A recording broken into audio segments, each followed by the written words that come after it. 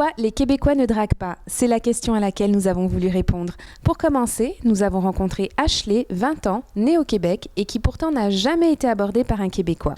Les Noirs, les Arabes, vraiment les immigrants, là, comme, ils ont toujours plus d'assurance, ils vont venir te parler, tout ça, mais jamais les Québécois. Puis, nous avons rencontré Jean-Sébastien Marsan, co-auteur du livre « Les Québécois ne veulent plus draguer ». Alors, essayez donc de draguer devant le rayon des saucisses à hot dog au supermarché. Bonne chance! Mais quel est l'avis des Montréalais sur cette question? Moi, je dirais que oui, quand même en majorité. Beaucoup de dragueurs ici à Montréal. Moi aussi, je pense que oui, mais pas autant qu'ailleurs parce que c'est une ville très jeune, très étudiante et les jeunes, ils n'ont pas tendance à autant draguer que les gens qui sont un peu plus âgés. Pas beaucoup de jeux de séduction, mais quand même beaucoup de flirt. Hein. Les gens sont très, très beaux, très illuminés, surtout en été. Et moi, je fais des petits coups d'œil ici, là. Hein. Puis voilà. Comment je dirais, des contacts assez directs. T'sais, c'est pas quelque chose qu'ils font en douceur, c'est vraiment, ils viennent te... C'est pas une approche classe. C'est plus une approche, genre, on va boire un verre et on va finir notre soirée comme ça. Pas, je t'amène au restaurant, après je te raccompagne chez toi. C'est pas vraiment ça. Pour l'instant, ça a l'air assez calme. Moi, ça fait pas longtemps que je suis là, mais je me suis pas encore fait draguer, donc je vais dire pas de grosse pression de ce côté-là. La drague en France, je dirais que en tout cas à Paris, c'est plutôt agressif. C'est plutôt agressif. En général, c'est pas très sympathique. Ça peut même aller jusqu'à l'insulte quand on répond pas. Donc c'est en général pas très sympa. In my opinion, they're not active enough. They're not flirting enough. I guess they think that nowadays women supposed to go ahead and do all of the men job. Donc, selon mon expérience, si les Montréalais cruisent, je dirais qu'il y en a que oui, il y en a que non. Je pense que c'est vraiment plus personnel. Si la personne est plus excitée à juste faire un one night, par exemple, ça c'est vraiment plus des expériences personnelles, tandis qu'il y en a d'autres qui sont plus intéressés à faire les étapes parce que, d'après moi, ils veulent quelque chose de beaucoup plus sérieux. Moi, personnellement, par expérience, j'ai déjà été en Haïti, puis je trouve qu'ils ont l'approche plus facile. Tandis qu'à Montréal, oui, il y en a qui vont venir te voir puis vont te parler. C'est sûr qu'il y a certaines femmes qui mettent une barrière aussi, mais il y en a d'autres qui sont beaucoup plus ouvertes à discuter. C'est vraiment... je pense que la drague, il y en a encore, là, en tout cas au Québec. Là, je sais pas pour le reste du Canada, mais c'est peut-être moins, plus subtil un peu, là, moins l'approche directe. Là, on y va plus avec tact là, et gentillesse, je pense. Là. C'est pas mal ça. T'es capable d'aborder une fille dans la rue, toi? Peut-être pas tant direct dans la rue. Là. C'est plus, dans les bars, c'est plus facile un peu, je pense. Là. C'est à Montréal-Nord que j'ai rencontré Ashley, une belle jeune femme de 20 ans qui a partagé avec nous son expérience personnelle de la drague à Montréal. Salut Ashley, tu vas bien? Ça va bien et toi? Ça va super bien. Ça me fait très plaisir que tu viennes parler avec moi de ce sujet qui nous intéresse actuellement. On parle de la drague à Montréal et ma première question pour toi Ashley, ce serait... Quelle est ton expérience justement avec la drague dans cette ville de Montréal? Mais qu'est-ce que j'ai remarqué à Montréal, c'est que c'est vraiment toujours le même genre de personnes qui viennent nous draguer. Donc, quand je dis le même genre de personnes, c'est vraiment les Noirs, les Arabes, vraiment les immigrants. Là. Comme, ils ont toujours plus d'assurance, ils vont venir te parler, tout ça, mais jamais les Québécois, comme... Je sais pas si c'est parce que peut-être je suis ronde, mais je pense pas que c'est ça parce que même mes amies qui sont toutes minces, elles se font jamais draguer, puis... Les Québécoises aussi, c'est la même chose. Donc, non, avec les Québécois, il n'y a vraiment rien. Par contre, avec les autres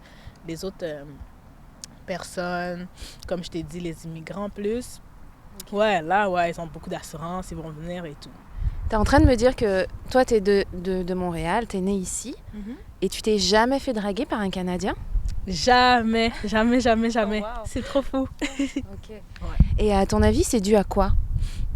Mais je me dis peut-être qu'ils ont un manque d'assurance, comme ils se disent que... Je sais que le monde dit souvent que la femme noire, on est un peu... on a de l'attitude et tout ça, donc sûrement qu'ils se disent « on va pas aller les voir ». Ils veulent pas se faire rejeter d'une façon trop brutale ou quoi que ce soit, mais... Non, je sais vraiment pas. Peut-être c'est un manque d'assurance, comme je t'ai dit. Ou peut-être parce que... Ils ont peur de se faire dire non. La peur du rejet un peu, tu vois? Oui, la peur du rejet, exactement. Mais tu me disais que tes copines québécoises non plus ne se font pas draguer. Tes copines vraiment d'ici, là, elles ne se font pas non plus draguer, non? Non, elles se font pas draguer comme... Je comprends vraiment pas pourquoi les Québécois ont pas comme d'ouverture pour aller draguer vraiment. En tant que t'es une jeune femme, t'es jolie, etc., quel conseil tu donnerais peut-être à un homme qui voudrait t'aborder dans la rue? Tu donnerais quoi comme conseil à ces hommes-là? Écoute, fais-toi confiance, fais le premier pas. Comme nous les femmes, on va jamais faire le premier pas la plupart du temps. Mais je remarque souvent que les Québécoises, eux, elles y vont, mais nous, tu sais, c'est comme toi aussi. Est-ce que tu irais aborder un gars que tu trouves de ton goût? Non. Honnêtement, non, pas vraiment. Donc, c'est vraiment ça. Donc, je dirais, écoute, si tu trouves que la femme, elle te plaît, va la parler. Puis, le plus pire qui peut arriver, c'est qu'elle te dise non. On va pas vous manger, on va pas vous rejeter. C'est vraiment, si elle t'intéresse, vas-y, fais le premier pas. Donc, c'est le printemps en plus. Ça va bientôt être l'été. On va se faire belle pour vous, les belles peaux bronzées. Donc, allez-y, les Québécois, là, venez nous parler. Est-ce que tu penses que, justement, ces mecs qui n'osent pas aborder une femme dans la rue, est-ce que ce serait une solution peut-être pour eux d'aller voir un dating coach ou d'aller apprendre à draguer? En tout cas, est-ce que ça s'apprend? Non, je pense pas. Si t'as pas besoin d'aller jusqu'à là, d'après moi, c'est vraiment comme, dès que la personne se fait confiance, comme... Je pense que ça donne déjà une option qu'elle va pouvoir venir draguer la fille, puis il va avoir de l'assurance. Donc, c'est vraiment fais-toi confiance. Tu n'as pas besoin d'aller voir des dating coachs, comme tu dis, ou quelque chose du genre.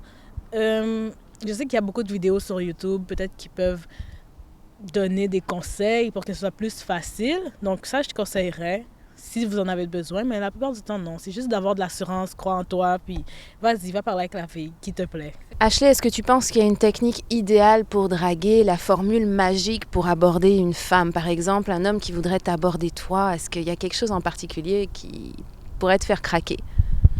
Me faire craquer. Moi, j'aime bien les gars qui sont drôles, donc qui me disent quelque chose qui sort de l'ordinaire. Comme ça va tout de suite me faire me rappeler de toi, puis... Un gars qui va venir te voir et te dire que t'es belle, ça c'est toujours courant, mais comme s'il le dit d'une façon un petit peu plus originale, comme que je dis, donc quelqu'un qui me dit « Ah, écoute, mon horoscope m'a dit que j'allais rencontrer quelqu'un, donc je suis venue te voir, puis oui, je te trouve belle. » Tu sais, comme juste quelque chose qui sort de l'ordinaire, là, vraiment, puis qu'il te fasse rire. C'est sûr que tu vas toujours te rappeler de lui, puis tu vas plus vouloir lui donner ton numéro, puis poursuivre une conversation avec lui. Donc, c'est vraiment ça, l'originalité. Puis, restez vous-même. Essayez pas de nous avoir en nous montrant de l'argent. J'ai déjà vu ça. Un gars qui me montre son argent. Parce que moi, je travaille au Jean Coutu. Puis, dans le fond, il venait à la caisse. Puis, je pense que son truc coûtait $1 quelque chose. Puis là, il a sorti toute la palette là, d'argent. Puis, comme, vous n'avez pas besoin de faire ça. Là. Non, restez vous-même. Puis, ça va être parfait. Ouais. Une anecdote. Ben, dernièrement, je parlais avec un ami, puis il me racontait que, tu sais, il y a un problème avec ses 2 vitres d'auto. Donc, il a vu une fille passer, puis il était comme, oh mon Dieu, elle est trop belle, tout ça. Puis là, il a ouvert son toit ouvrant. Il était comme, mademoiselle, mais la fille cherchait c'est qui, mais comme, elle voyait pas c'était qui, parce que il était dans son auto, les 2 vitres fermées, puis là, comme, finalement, après ça, ils se sont vus, puis... Je pense que la fille a échangé son numéro, justement. Donc, vous voyez, comme prenez vraiment votre chance. Lui, il a parlé d'un toit ouvrant. Je vois pas pourquoi vous, les gars, vous pourriez pas parler avec une fille qui est en face de vous, tu sais. Ou bien, c'est comme le gars, dernièrement, au métro Berry-UQAM. Puis, le gars me fixe. Tu sais, comme, je me suis dit, OK, peut-être qu'il me trouve de son goût. Mais à un moment donné, un gars qui te fixe, tu te dis... Tu sais, avec les histoires qu'on entend dans les journaux, à la télévision, moi, je me suis dit, est-ce que c'est un prédateur? Tu sais, j'ai commencé à avoir un petit peu peur. Puis là, comme il m'a suivi jusqu'à Henri Bourassa, puis c'est quand il y avait personne autour que finalement, monsieur décide de venir parler. C'est sûr que, tu sais, je me suis enfuie parce que je me suis dit, qu'est-ce qu'il veut, tu sais? Mais c'est ça, comme si vous voyez une femme, arrêtez de la fixer, juste venez parler, comme ça au moins, elle saura que vous n'êtes pas un prédateur et que vous voulez juste apprendre à la connaître, quoi. Bonjour à tous, je suis aujourd'hui avec Jean-Sébastien Marsan. Jean-Sébastien, ça va? Très bien, merci. Merci d'être avec nous sur Diaspora Black News. Jean-Sébastien, vous avez écrit le livre « Les Québécois ne veulent plus draguer ». Eh oui. Vous êtes l'auteur de ce livre. Co-auteur. Co-auteur. Avec une autre journaliste qui se nomme Emmanuelle Grill. Moi, j'étais journaliste à l'époque, je le suis toujours. Et on a eu l'idée de ce livre en 2006, si je me rappelle bien, début ou 2007. C'était, on se baladait, Emmanuel et moi, sur le Mont-Royal, tout près d'ici, et avec des amis d'origine européenne qui nous disaient, Jean-Sébastien, Emmanuel, expliquez-nous, des amis, des femmes, qui nous disaient, Jean-Sébastien, Emmanuel, expliquez-nous, depuis qu'on vit à Montréal, personne ne nous drague. Personne ne nous... On se fait même pas siffler dans la rue, même pas un petit klaxon, rien, aucun compliment, même pas un commentaire admiratif. Qu'est-ce qui nous arrive? Et moi, j'avais répondu, bienvenue à Montréal. C'est comme ça que ça fonctionne ici.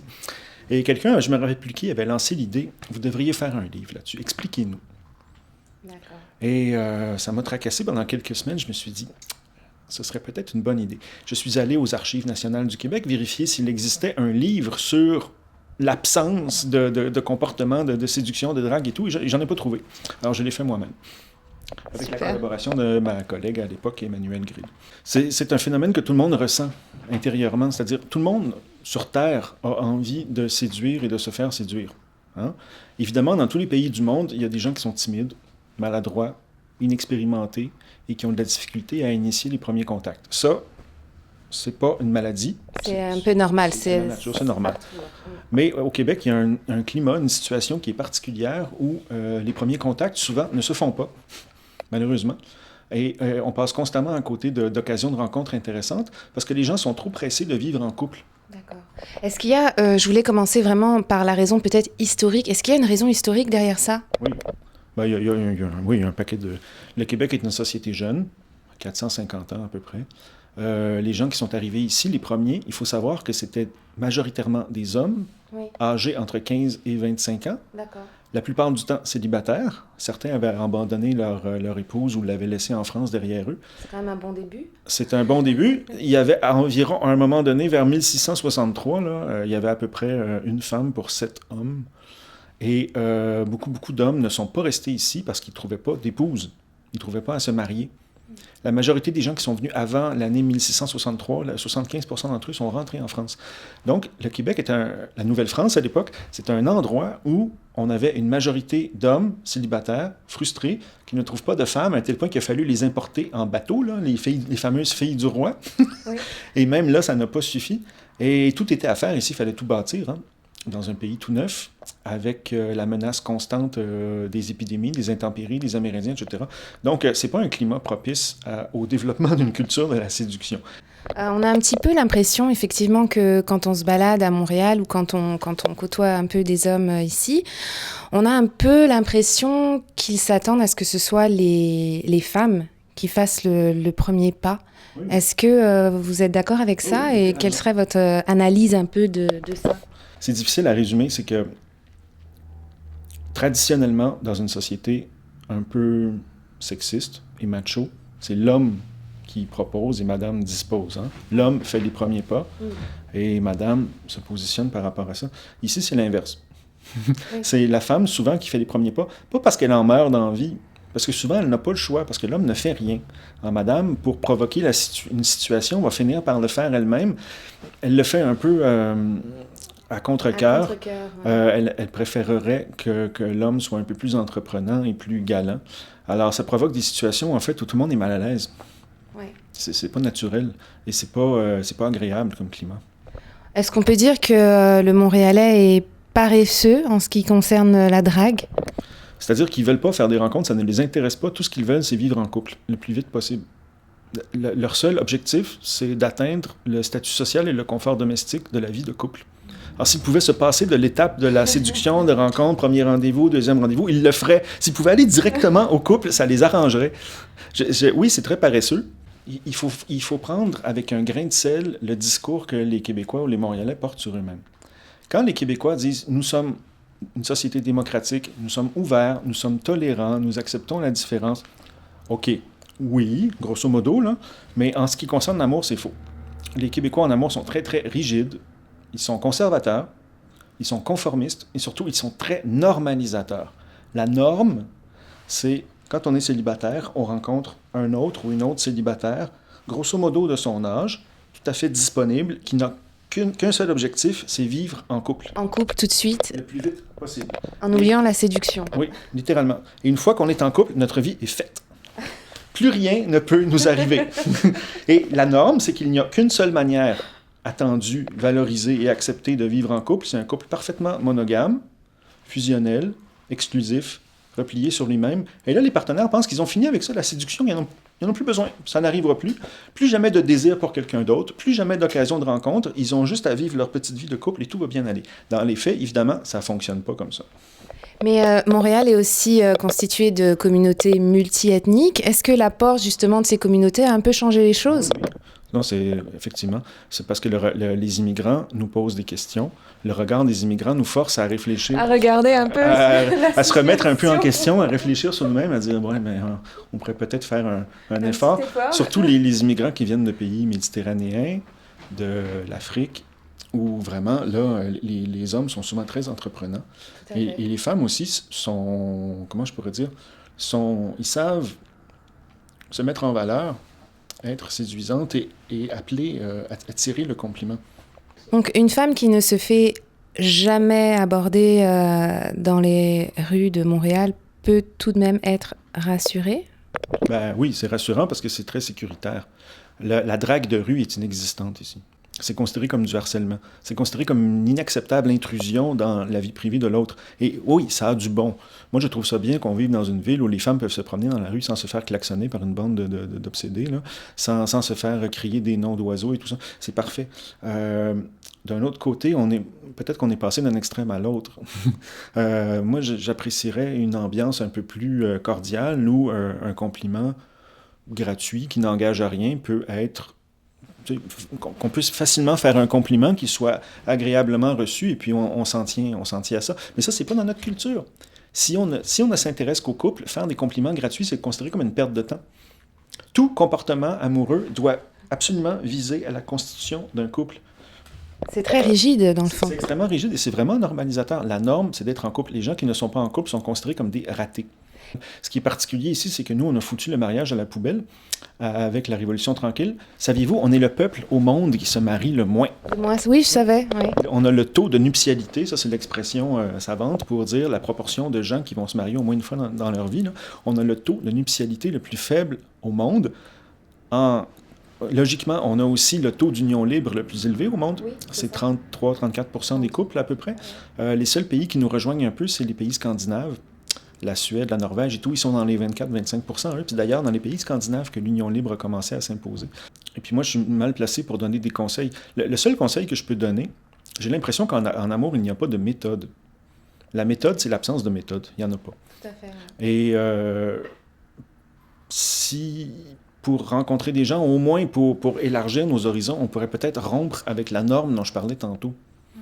Parce que si on veut absolument rencontrer l'homme ou la femme idéale pour un couple parfait, dans un contexte ultra-romantique parfait, qui aura des enfants parfaits pour une vie, on rétrécit tellement les possibilités de rencontre que finalement, c'est comme chercher une aiguille dans une botte de foin. Tandis que si on est ouvert à l'idée qu'une rencontre, ça peut durer 10 minutes, ça peut durer 1 heure, ça peut durer une nuit, ça peut durer 1 semaine, ça peut durer 1 mois, ça peut durer 1 année, ça peut durer toute la vie. Et ça peut prendre différentes formes. Si on est ouvert à l'idée que il y a des gens qui font l'amour sans s'aimer. Il y a des gens qui s'aiment sans faire l'amour. OK? Entre ces deux extrêmes-là, il y a peut-être une infinité de situations qu'on peut explorer. Il y a des couples complètement fermés, complètement repliés sur eux-mêmes, qui adressent même pas la parole à des inconnus. Il y a des couples complètement ouverts, qui sont ouverts totalement, qui sont à l'aise avec l'idée de baiser avec n'importe qui demain matin. Alors, entre ces deux extrêmes-là, il y a peut-être encore une fois une variété de situations qu'on pourrait explorer. Alors, il me semble que ce serait un peu plus intéressant de s'ouvrir à toutes les possibilités d'interaction qui peuvent y avoir entre deux êtres humains. Et puis, merde à la norme. Là. On n'a pas besoin de se laisser imposer une norme. Il n'y a pas d'autorité qui devrait nous dire comment rencontrer des gens et comment vivre nos amours. Si je rencontre quelqu'un et j'ai envie de vivre quelque chose avec cette personne-là, ça peut prendre toutes sortes de formes. Oui. Et maintenant, avec Internet, les réseaux sociaux, les sites de rencontres, vous pensez que ça a amélioré la situation ou empirer les choses, d'après vous? Le premier site de rencontre, ça s'appelait Match.com, c'est un site américain, c'était en 1995. Ça fait 20 ans aujourd'hui que ça existe, les sites de rencontre. Pour moi, les sites de rencontre, c'est ni bon ni mauvais en soi. Ça dépend comment on l'utilise. Ça dépend comment on l'utilise. j'ai consulté des études scientifiques qui sont peu nombreuses d'ailleurs, qui essaient de comprendre comment les gens se rencontrent, comment les amoureux se rencontrent. La plupart du temps, c'est le réseau social qui est le premier intermédiaire. D'accord. Ensuite, c'est Internet. Ensuite, c'est Internet. Et après ça, loin derrière, il y a les rencontres dans les bars, des rencontres qu'on fait au travail, des choses comme ça. Alors, moi, j'ai l'impression, puis là, je vais lancer une affirmation, j'ai pas de données scientifiques pour la valider, j'ai l'impression qu'il y a beaucoup de gens au Québec qui ont un réseau social faible. Ils n'ont pas beaucoup d'amis. Leurs amis ne leur présentent pas d'autres gens. Ils sortent pas beaucoup. Il y a pas beaucoup d'occasions dans leur vie où on peut croiser de nouveaux visages. Et puis, si personne n'applique le principe « l'ami de mon ami est mon ami », on n'arrive pas à élargir son réseau social. Alors là, fatalement, pour augmenter, accroître la taille du bassin de candidats possible, il faut se tourner vers les sites de rencontres. Et là, le site de rencontre peut devenir un piège parce que on passe beaucoup de temps à essayer de rencontrer quelqu'un là-dessus. Et plus on passe de temps sur le site de rencontre, ça devient malheureusement la seule manière qu'on a de rencontrer quelqu'un. Et on continue à chercher la personne parfaite aussi, avec nos propres critères. Oui. Alors, un site de rencontre, ça peut être un outil comme ça peut être un piège. Et ensuite, les sites web de rencontre, c'est un festival de clichés. Et il y a énormément de rectitude politique. Tout le monde est beau, tout le monde est gentil, tout le monde a des valeurs. Tout le monde a des belles valeurs, sans jamais expliquer qu'est-ce que c'est. Tout le monde va au gym 3-4 fois par semaine. Tout le monde aime les repas entre amis avec une bonne bouteille de vin. Tout le monde est authentique. S'il y a un terme qui a été galvaudé, c'est bien authentique. Tout le monde est sincère, tout le monde est vrai. Tout le monde veut un amour authentique, vrai. Et les gens sont à la recherche d'une relation sérieuse. et en plus, moi, je trouve ça atroce. Il n'y a aucune spontanéité là-dedans. Et tout ce blabla, là, tout ce vocabulaire de rectitude politique, au fond, ça nous ramène à ce que je disais tantôt, la norme. C'est tout le vocabulaire du couple. C'est quoi cette idée de vouloir une relation sérieuse avant même de commencer à rencontrer quelqu'un? On pourrait peut-être s'amuser au début. Oui. Et il me semble, moi, que la rencontre, c'est un phénomène qui est extraordinairement superficiel. C'est-à-dire, je suis avec vous, par exemple, on ne se connaît pas. Et est-ce que je vais vous parler de sujets sérieux? On va parler de la mort et des impôts à la première rencontre, là? On va parler de mariage et d'enfants. Non! Si je rencontre quelqu'un, là, au premier contact, je fais quoi? Je raconte des blagues, je me mets un peu en valeur, superlatif, blabla. Et puis, c'est tout à fait superficiel. Mais les gens ne veulent pas faire ça. Ils veulent montrer ils veulent être authentiques et vrais dès la première rencontre. Mais on peut pas. Moi, si je suis un homme moyen, je ne vais pas me présenter comme un gars moyen. Je vais essayer d'en rajouter un peu et de faire des blagues pour peut-être attirer l'attention. Ce serait peut-être un début. Facebook, ça peut être un outil très puissant pour rester en contact avec des gens et même pour rencontrer des gens. Ça peut aussi être un piège si on passe nos soirées sur Facebook avec nos amis et qu'on n'a plus de contact tangible avec les amis en question. Est-ce que ce sont encore des amis? Il y a récemment, j'étais au supermarché avec mon petit chariot et mes provisions, et quelque chose m'a frappé. Les gens sont incapables de se déplacer correctement dans l'espace. Ils sont pas conscients qu'il y a d'autres gens autour d'eux, et ils ont de la difficulté à planifier leur déplacement en fonction d'une foule. J'ai remarqué ça récemment. C'est pas que les gens sont pas polis. Ils n'ont pas conscience qu'il y a d'autres gens autour, qu'on est un peu serré, là, il y a de l'affluence au supermarché, puis bon, alors ils accrochent tout le monde, ils laissent traîner leur chariot n'importe où. Et il y a peut-être là l'impact des réseaux sociaux. Il y a peut-être là l'impact des écrans, de l'électronique. On n'arrive plus à se déplacer, à se mouvoir, à se comporter en société en fonction de l'autre. Essayez donc de draguer devant le rayon des saucisses à hot dog au supermarché. Bonne chance! Même moi, je serais terrifié à l'idée d'aborder quelqu'un. Tu sais. Bonjour, madame. Faire une blague sur les saucisses. Non, c'est pas dans notre culture ici. Puis je suis le premier à le déplorer puis à en ressentir je suis le premier à en souffrir. Là. J'ai jamais grandi dans une culture de la séduction. Il a fallu que j'apprenne tout par moi-même. Et... Mais maintenant, vous draguez quand même. Draguer, comment je pourrais dire ça? Non, c'est que... Vous essayez au moins? Non, c'est que je suis juste totalement ouvert à l'idée que, bon, je rencontre quelqu'un. Il pourrait nous arriver quelque chose. On a quelque chose à vivre. Ça va être quoi? Ça peut être une amitié, ou ça peut être un amour impossible. Ça peut être plein de choses. Et j'essaie de pas me mettre d'œillères, de barrières. Que madame soit en couple ou pas, qu'elle soit de ma taille ou pas, qu'elle m'intéresse ou pas. J'essaie juste de ne pas me mettre d'œillères et juste spontanément d'initier un premier contact. Et la plupart du temps, c'est très bien reçu parce qu'en fait, tout le monde aime ça. Est-ce que vous pensez que avoir peut-être des coachs de séduction ou des séminaires permettrait aux hommes d'apprendre comment aborder une femme et comment séduire? Avez-vous remarqué à quel point il y en a si peu? À Montréal et ailleurs au Québec, il y a très peu de gens qui offrent ce genre de formation-là. Pourtant, il y a un marché, il y a une clientèle potentielle. Moi, j'ai l'impression que le public ne veut pas apprendre. Ça ne les intéresse pas. La seule chose qu'ils veulent, c'est s'installer en couple le plus rapidement possible. Et une fois qu'ils sont en couple, leur vie est faite. Plus rien ne peut leur arriver. Le mot de la fin pour conclure. Fuck les normes. Fuck les normes. Pourquoi il y aurait une norme en amour? Pourquoi faudrait-il obéir à un scénario prédéfini? Pourquoi faudrait-il rencontrer... Pourquoi on aurait un scénario dans la tête à l'avance sur l'homme ou la femme idéale et le contexte idéal dans lequel on aimerait le rencontrer pour le couple idéal qu'on plaît d'y mettre? Non, ça n'existe pas tout ça. Au final, on peut juste, quand on rencontre un homme ou une femme, essayer de le ou la connaître, de l'apprécier et de voir où ça mène, tout simplement. L'homme ou la femme de notre vie n'existe pas, sauf peut-être dans notre imaginaire. Ce qui existe, c'est simplement des êtres humains qui sont là, qui se rencontrent et qui tissent des liens plus ou moins formels, plus ou moins intenses, à plus ou moins long terme. Mais tout le reste, là, c'est de la littérature, c'est du romantisme, c'est des petits violons, c'est des couchers de soleil, et moi, ça m'intéresse pas.